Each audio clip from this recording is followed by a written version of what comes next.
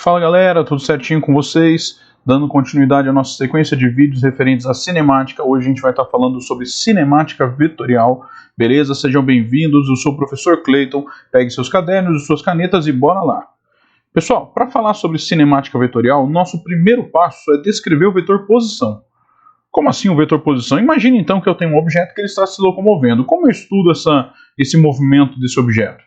Bom, eu estudo através de um referencial. Então eu estabeleço ali meu referencial, meu x e y, tá ok? E ali está então o meu objeto se locomovendo dentro de uma trajetória específica.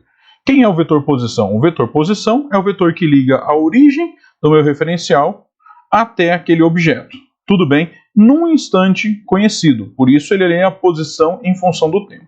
Ok? Como que eu represento este meu vetor posição? Eu represento utilizando o símbolo S com o vetorzinho em cima. Show? Vamos em frente então. Além do meu vetor posição, eu tenho também o meu vetor velocidade vetorial média. Como que eu vou trabalhar com o meu vetor velocidade vetorial média? Como que eu faço a análise dele? Bom, vamos lá. Imagine que eu tenho um objeto, ok? Que ele executa uma certa trajetória. Beleza? Eu escolho então 3 posições para representá-lo, como por exemplo a minha posição 1, a minha posição 2 e a minha posição 3, representadas por P1 no instante T1, por P2 no instante T2 e por P3 no instante T3.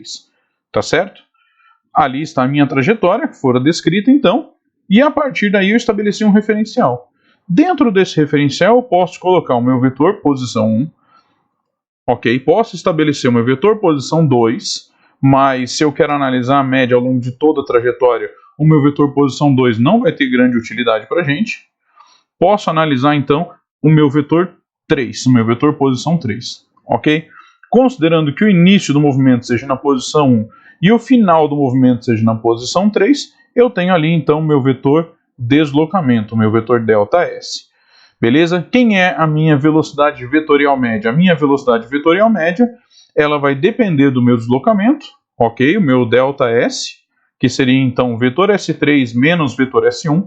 Lembra, né? Quando a gente está falando em vetor S3 menos vetor S1, eu estou falando de todas as propriedades vetoriais de S3 menos todas as propriedades vetoriais de S1. Beleza? Se você não lembra como faz isso, fica ligadão aí. No final eu vou deixar um link para você dar uma estudada aí sobre vetores também. Beleza? E quem que é então a minha velocidade vetorial média? Ela vai ser o ΔS sobre ΔT. Perceba que agora eu estou falando do módulo, ok, do meu deslocamento, dividido pelo tempo. Então ali eu determino então o módulo da minha velocidade vetorial média. Tá tranquilo? Tome o devido cuidado, né? Eu estou falando ali sobre características vetoriais, então eu não posso só pegar o tamanho do meu vetor S3 e subtrair o tamanho do meu vetor S1. Ok? Isso seria um grande erro. Beleza? Então dá aquela revisadinha em vetores para você poder desenvolver isso daí. Vamos em frente? Bom, além do meu vetor velocidade vetorial média, eu tenho o meu vetor velocidade vetorial instantânea, que nada mais é do que considerar a minha velocidade vetorial média num instante de tempo ridiculamente pequeno. Beleza? O que significa isso daí então?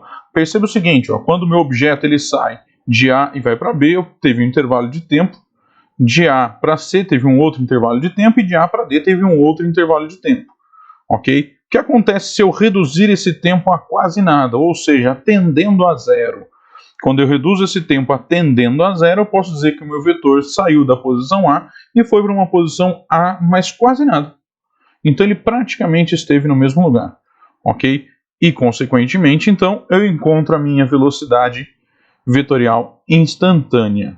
Beleza? Percebe o seguinte, né? Ela vai tangenciar a trajetória.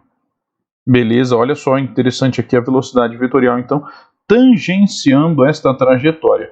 Lembrando que o termo instantâneo para a gente significa o quê? Significa uma variação de tempo ridiculamente pequena. Tão pequena que é quase zero, embora não seja zero. Tá ok? Vamos dar uma olhada aí num exemplo? Segue o videozinho.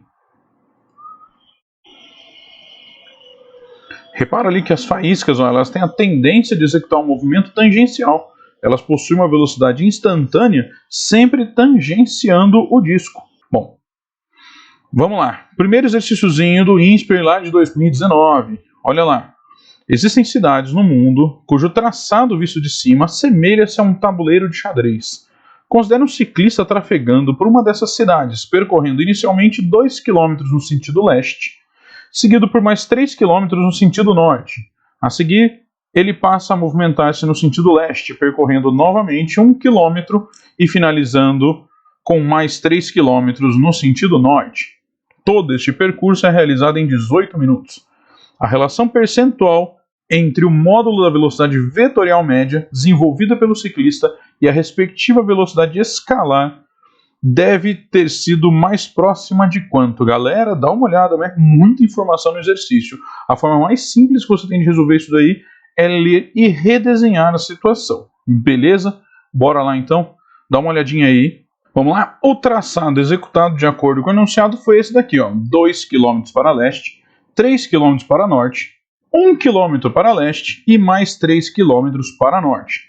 Ok? Então, o meu vetor de deslocamento pode ser analisado partindo aqui do início do primeiro vetor até o final do meu último vetor. Beleza? A figura geométrica formada aqui foi um triângulo retângulo.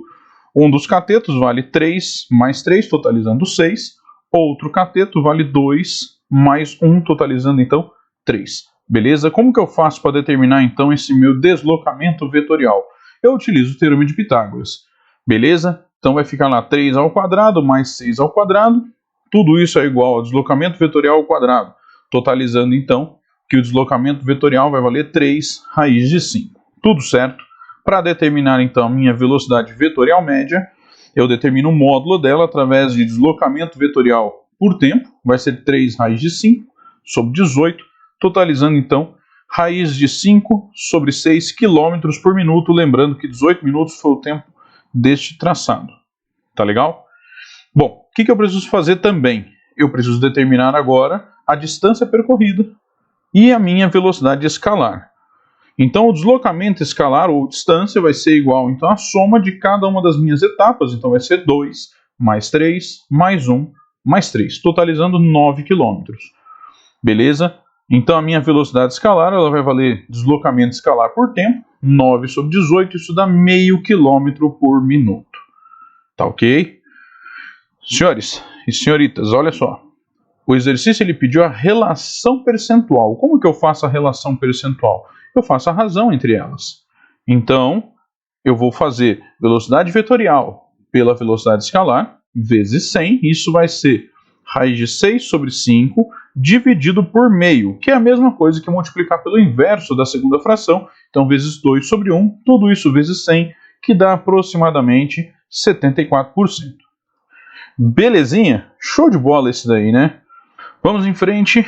Esse daí é da Mackenzie lá de 2012 e diz assim, ó: um avião após deslocar-se 120 km para nordeste, desloca-se 160 km para sudeste.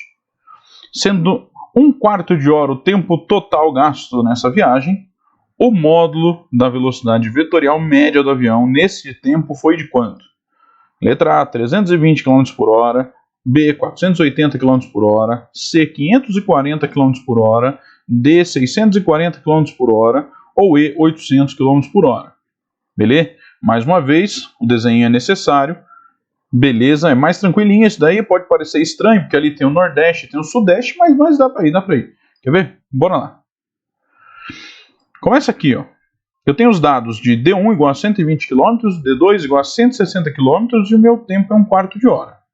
Ele me disse, ok, que eu tenho um deslocamento que é dado para Nordeste, ok, ali seria o meu D1, e um outro dado a Sudeste, que é dado como D2. Perceba aqui na rosa dos ventos, né, que o meu Nordeste e o meu Sudeste formam um ângulo de 90 graus entre si, dizendo então que o meu D1 e D2 formam um ângulo de 90 graus, totalizando ali então o deslocamento total como sendo o meu D vetor. Tudo bem? Que para determinar o módulo deste vetor eu faço mais uma vez o teorema de Pitágoras, fazendo as substituições dos valores, 120 ao quadrado mais 160 ao quadrado igual a D ao quadrado, nós teremos que D vale a raiz de 40.000, que é igual a 200 km. Beleza? Para determinar então o valor da velocidade, eu preciso apenas analisar a equaçãozinha deslocamento por tempo, que vai ser então 200 dividido por 1/4. Então vai dar 200 vezes 4, que dá uma velocidade de 800 km por hora, alternativa E. Suavinho, né? Suavinho, tudo tranquilo isso daí. Esse é um exercício muito padrão, então depois dá uma revisada nele, é importante pra caramba. Ok? Bom, vamos em frente. Uma outra grandeza que a gente não pode esquecer é a chamada de aceleração vetorial. A aceleração vetorial é importante porque ela descreve a taxa de variação da velocidade vetorial. Então, considere ali que eu tenho um objeto se locomovendo dentro de uma certa trajetória, ok? E mais uma vez ele passa pelas posições 1, 2 e 3. Ali estão as minhas posições. Perceba que ele tem ali uma velocidade V1, ali ele tem uma velocidade V2, que eu vou estar analisando somente esses dois pontos. Mesmo que o módulo permaneça constante, vamos supor que possa permanecer constante, e pode de fato, né? O valor da velocidade vetorial, mantendo-se constante, não significa que o vetor da velocidade é constante. Porque aqui você percebe que tem uma direção e que já tem outra direção. Se altera a direção, se altera uma das características da minha grandeza, eu alterei a minha grandeza. Beleza? Então ali eu terei V1, aqui eu terei V2 e aqui eu tenho quem? Ali eu tenho meu ΔV. Quem que é a minha aceleração vetorial média? A minha aceleração vetorial média vai depender de ΔV, V2 menos V1. Lembrando mais uma vez que são características vetoriais, é V2 menos V1, vetor V2 menos vetor V1 e não módulo de V2 menos módulo de V1, isso está errado. Ok? Fique atento, então é vetor V2 menos o vetor V1. Ok? E a minha aceleração média então vai ser ΔV por ΔT, o módulo do meu ΔV dividido por ΔT. Beleza? Tudo tranquilo? Vamos lá. Mais um pouquinho para frente. Considera agora que eu tenho uma órbita circular. Beleza? Numa órbita circular, eu posso de fato manter os meus valores constantes. Como assim? Eu tenho uma velocidade vetorial que ela permanece sempre tangente à trajetória e o módulo é constante. Caso contrário, por exemplo, a luz escaparia do campo gravitacional terrestre. Então, se não escapa, tem um módulo de velocidade constante. Beleza? Já que a velocidade é sempre tangente à trajetória e o módulo é constante, eu posso afirmar que o raio também é constante. Logo, os intervalos de tempo de cada uma das voltas são sempre constantes. Então, se eu considerar duas posições, eu posso descrever como sendo algo semelhante a isso. Está ali meu V1, está ali meu V2, está ali meu raio, ali meu ângulo de abertura alfa, e você percebe que a situação é muito semelhante ao que a gente falou agora há pouco. Dá uma olhadinha. Eu tenho ali o meu vetor deslocamento, que vai ser módulo da velocidade vezes o tempo. Vamos redesenhar? Está ali meu V2, meu ΔV, o meu V1 está ali, então eu tenho meus dois triângulos. O meu V1, que é esse daqui, o meu V2, que é esse daqui, eu arrastei para cá, e o meu ΔV ali presente. Ok? Eu tenho meu raio, daqui para cá também é raio, e daqui para cá eu tenho VDT. Tudo bem? Por semelhança de triângulos, o que eu encontro? Eu encontro que V vezes ΔT dividido pelo raio vai ser igual a quem? A ΔV dividido por V, já que módulo de V1 e módulo de V2 são iguais, vou chamar apenas de V. Tudo bem? Se eu der uma invertida aqui na matemática, o que eu vou encontrar? Eu vou encontrar que V vezes V, tudo bem? É o meu V que estava dividindo, passo para lá multiplicando, dividido por R vai ser ΔV sobre ΔT. E o que é ΔV sobre ΔT? Isso é aceleração. Nós chamamos isso de aceleração centrípeta, que é dada como V elevado ao quadrado, dividido por R. Tudo bem? Olha só como é que fica então. Meu V quadrado sobre R, eu posso substituir dentro de V o meu ômega vezes R, lá das aulas de movimento circular. Se você ainda não viu, assista os vídeos. Beleza? E eu tenho como resultado que a minha aceleração centrípeta também pode ser dada como ômega elevado ao quadrado vezes R. Vamos em frente? Bom, dá uma olhadinha ali. Considere essa trajetória. Tudo bem? Tangente a ela, eu tenho a minha velocidade e a minha aceleração. O que significa isso? Significa que eu tenho um movimento acelerado. Eu tenho aceleração tangencial, ok? Na mesma direção e sentido que a minha velocidade. De igual forma, na mesma trajetória, porém com aceleração em sentido oposto, mesma direção em sentido oposto, eu tenho o chamado movimento retardado. É aquele em que eu tenho a velocidade num sentido e a minha aceleração no outro. Tudo bem? Bom, vamos relacionar agora a velocidade e a aceleração dentro do movimento circular. Olha só, o meu objeto está ali se locomovendo, então ele tem uma velocidade tangencial. Tudo bem, essa velocidade tangencial nós chamamos de velocidade vetorial.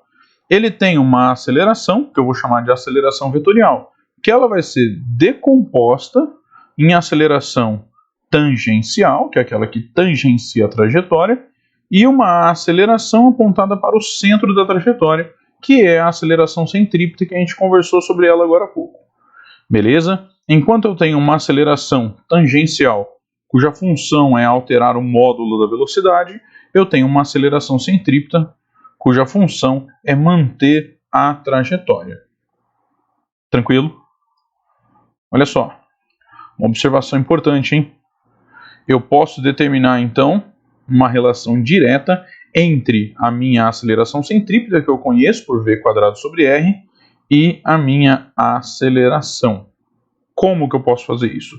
Por meio de decomposição de vetores. Desde que eu conheça os ângulos, ou eu conheça os valores da aceleração tangencial e da centrípeta concomitantemente, eu posso determinar um módulo da minha aceleração vetorial. Beleza? Mais uma vez eu repito, se você ficou em dúvida sobre como executar as operações vetoriais, fica tranquilo que no finalzinho vai ter um linkzinho para você dar uma estudada em vetores também.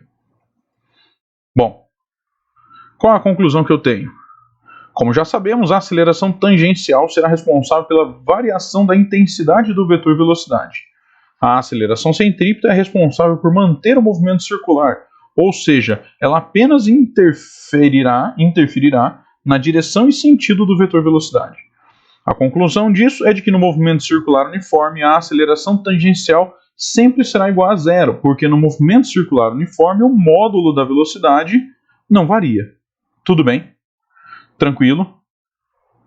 Bom, vamos lá. O que a gente faz agora? Vamos analisar um movimento circular muito específico, muito conhecido de todos nós, a roda. E o que a roda faz? A roda roda, olha que lindo. Então a rodinha ela foi lá, ela rodou, mas ela não só rodou, né? Ela executou um movimento de rotacionar em torno do próprio eixo e se deslocar. Então, na verdade, ela executou o movimento de translação, que é o movimento de sair de um lugar e ir para o outro, ok? Então ela tem uma velocidade v para cima, uma velocidade v para frente na posição superior da roda, tem uma velocidade v para frente na posição central da roda e também uma velocidade v para frente na posição mais baixa dessa roda. Tranquilo? Bom, além do efeito de translação, sair de um lugar e chegar no outro, essa roda girou. Então ela não tem só velocidades para frente, ela também tem o efeito de rotação. E como que é o efeito de rotação? Aí eu estou analisando a roda em relação ao eixo, ou seja, eu tenho uma velocidade sempre tangenciando nos mesmos pontos que eu estou analisando. Então dá uma olhada como é que fica as velocidades tangenciais ali, eu estou pensando na roda em relação à roda. Enquanto a translação eu executo o efeito da roda e sair do lugar e ir para o outro em relação ao meu referencial. Mas o que acontece com a junção desses dois movimentos? O resultado final, a junção desses dois movimentos, é isso daqui. Ó. Eu tenho uma velocidade v para frente, tudo bem, efeito da rotação, uma velocidade v para frente, efeito da translação. De tal forma, então, que essas duas somando dê um valor de 2v. Tranquilo? Ali embaixo, eu tenho uma velocidade v tangenciando a trajetória e uma velocidade v para frente. Como resultado final, eu tenho o meu vetor velocidade resultante, que é dado como v raiz de 2. Beleza? Diagonal do quadrado. Lembrando que esses dois módulos são iguais.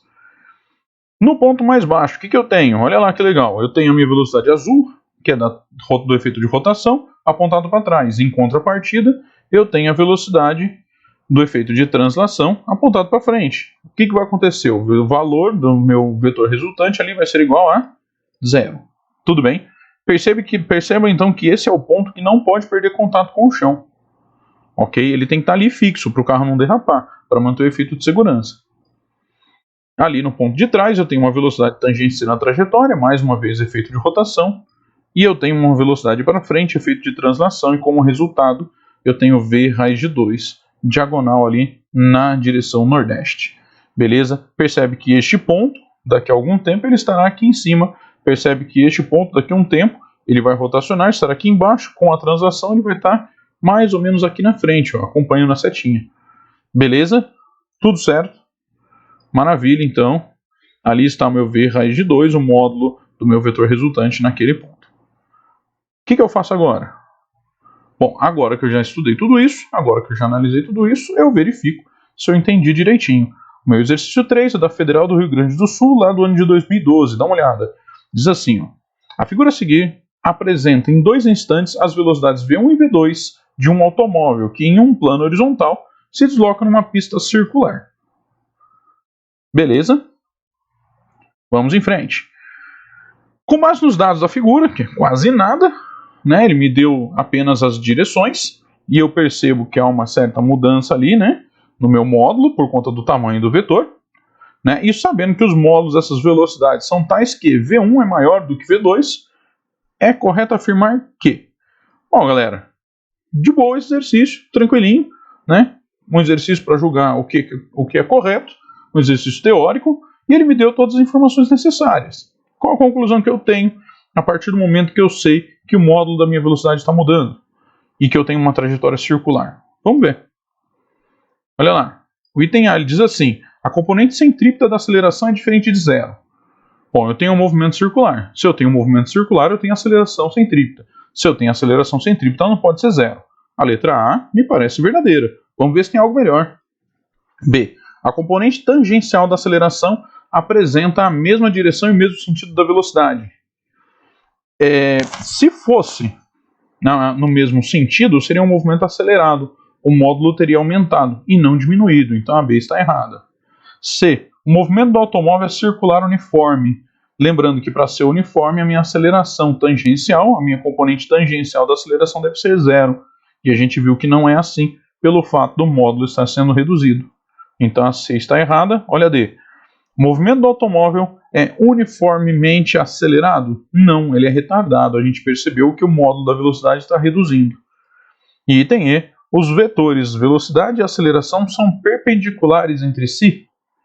Na verdade não, com certeza não, porque se eu tenho uma aceleração tangencial e eu tenho uma aceleração centrípeta, a resultante ela está entre 0 e 90, ou seja, não é perpendicular com o meu vetor velocidade.